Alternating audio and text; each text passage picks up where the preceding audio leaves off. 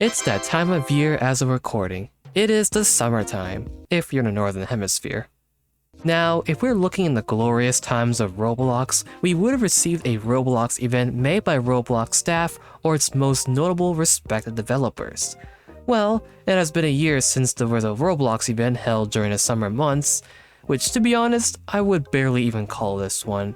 It felt like a pretty weird month to be in Roblox with the amount of controversy that event was surrounded with, so I'm gonna dabble into acknowledging that for this video. Plus, I already did so before. I firmly believe that during the summer and even winter breaks, those are peak times of the year where player count activity is at an all-time high, and with this, a Roblox event should be in the works.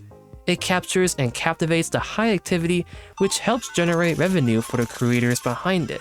Plus, it gives people something to do during their summer break. I'm a candidate for this.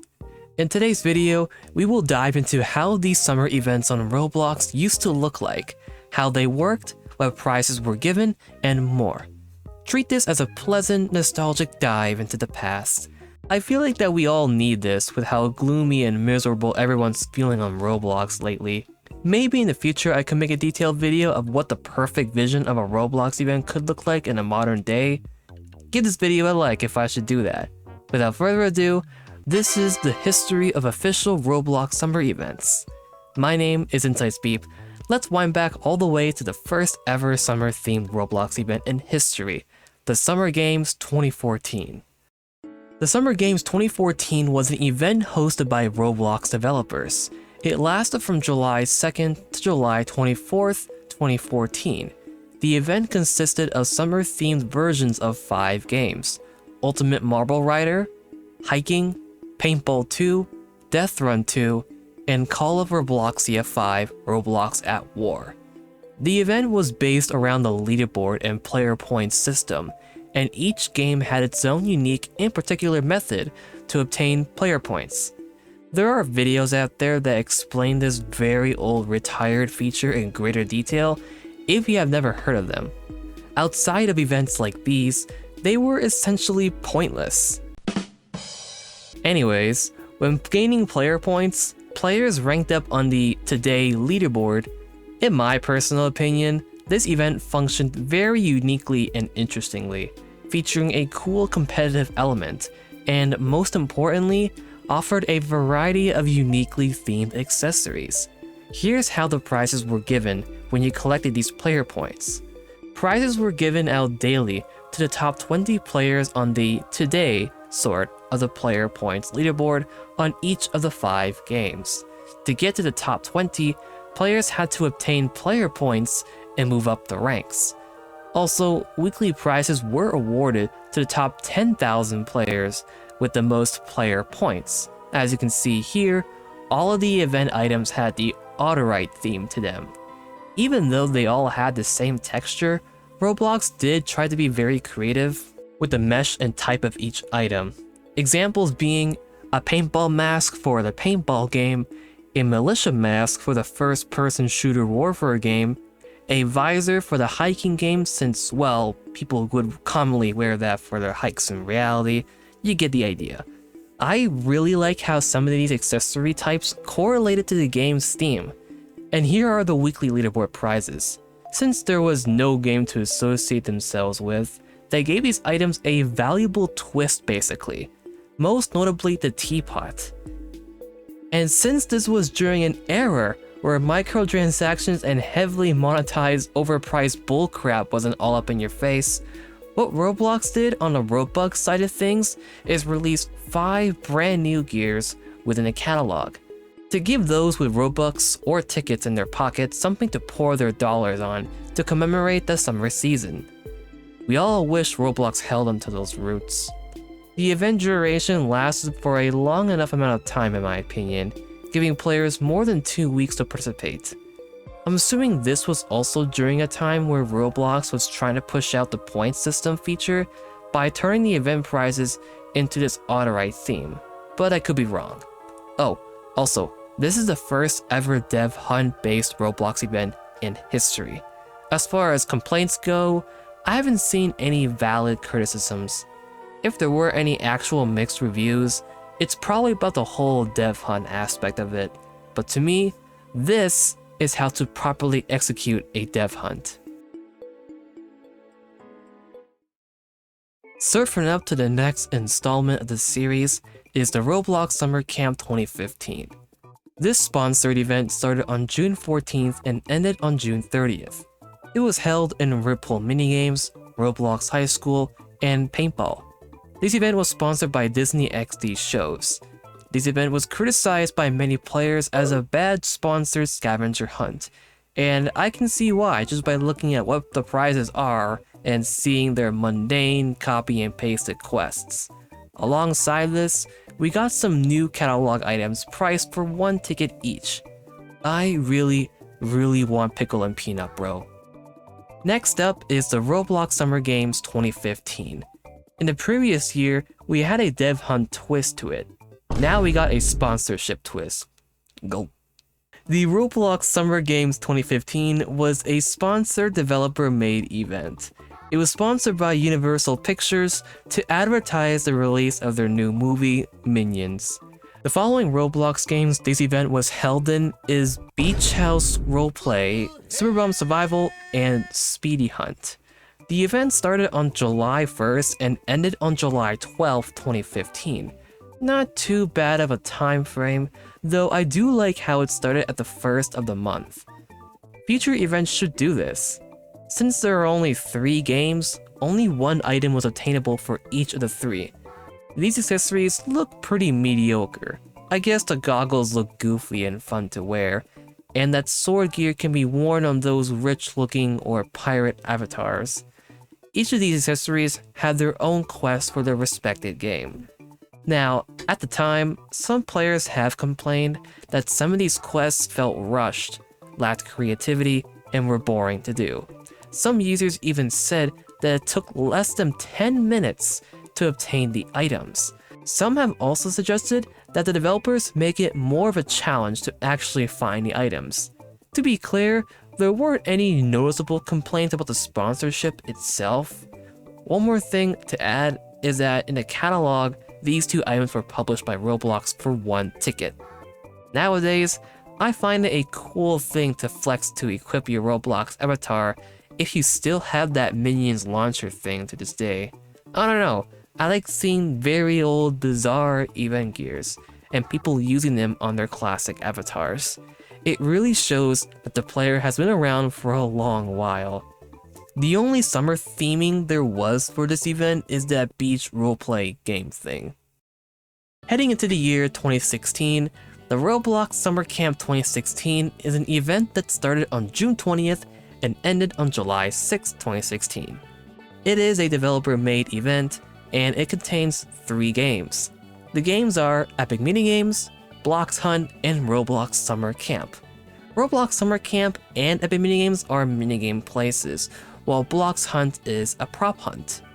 I like the concept where one of the 3 batches of games is the event game place. In this case, it is Summer Camp. Each game has 2 accessories, each of them having their own quest. There were also 3 accessories published for free in the catalog. The event game had several bugs and repeatedly shutting down, similar to the 2014 egg hunt, which is why this event had mixed but still a fair amount of positive reviews. This branding is more familiar to me. The Roblox Summer Games 2016 was a Roblox event which sponsored the movie Pete's Dragon. In this event, only 3 games were featured. I guess here they were introducing a bit of a sports theme to it, which is fine. Now this time, each game had 2 accessories to obtain, each of them having their own in-game quest. They appear to be more simplistic to obtain. I do like the Summer Games branding on 2 of the accessories though. In addition to this, 3 catalog items were published for free. They are a theme to correlate to the movie sponsor, obviously. I like the separation of this, where sponsored items can be obtained for free, while event-themed items get their own work effort to obtain within the game. You know, looking back all these events, yeah, some of them were lame during that time, but I will say, they are much better than what we get nowadays most of the time. Now, I'm unsure why we have a summer camp and summer game events in the same year. Like, what makes those brandings different from each other, I wonder. In 2017, we had the summer games. I myself have partook in this, as you can see from the avatar items I'm wearing for this gameplay. This was a Roblox event that began on June 27th and ended on July 10th, 2017. During the event, there were 3 participating games, with a total of 6 prizes for users to earn, with 2 prizes available in each game. The event was sponsored by McDonald's. Here are the items. Each of them had their own quest. I will say from personal experience, I absolutely enjoyed participating in this event. I encountered no in-game bugs from what I can recall. My favorite games I played were Icebreaker and Theme Park Tycoon 2. This event actually introduced me to that game, and I think that's a good reason why Roblox should revive these events. Sometimes they can introduce games to players they've never seen before, which offers a golden opportunity for increased player count and continued interest after the event concludes. 2018. I will say Roblox took a little step down with this year's summer event. The Roblox Summer Tournament is an event that started on August 2nd and ended on August 16, 2018. Here are the participating games. There were only 3 prizes to obtain, as seen here. A disappointing quantity, but these accessories are solid nonetheless. I also participated doing this event, so here's my experience. The quests weren't like those that can be completed in like a minute or 2. It did take some time with some skill effort involved, so that's good.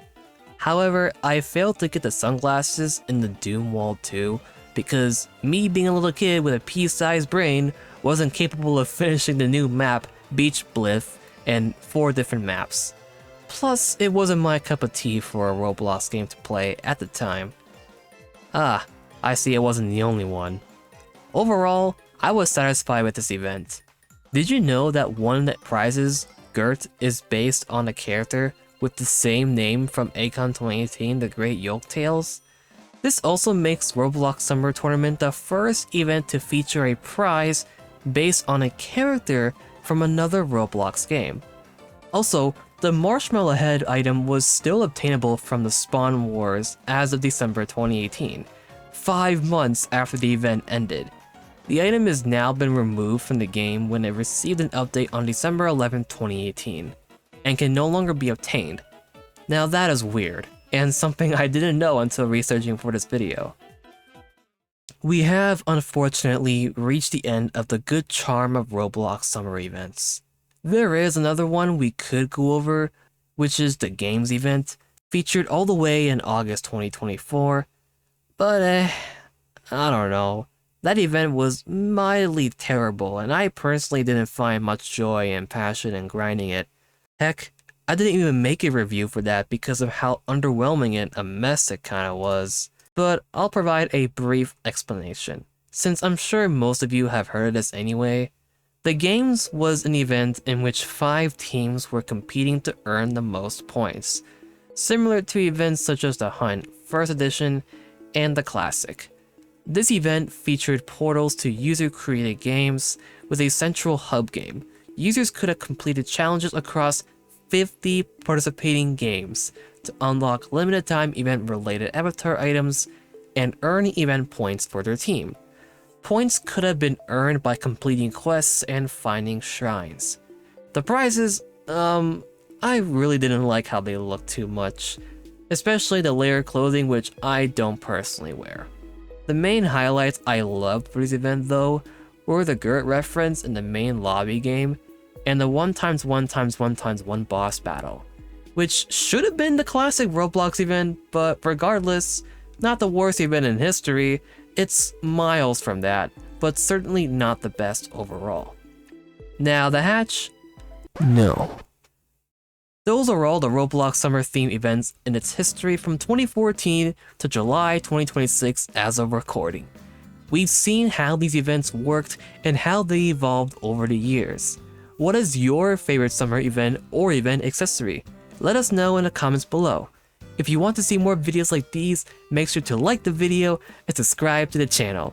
Thank you all for watching. I'll see you in the next one. Take care, stay safe, and peace.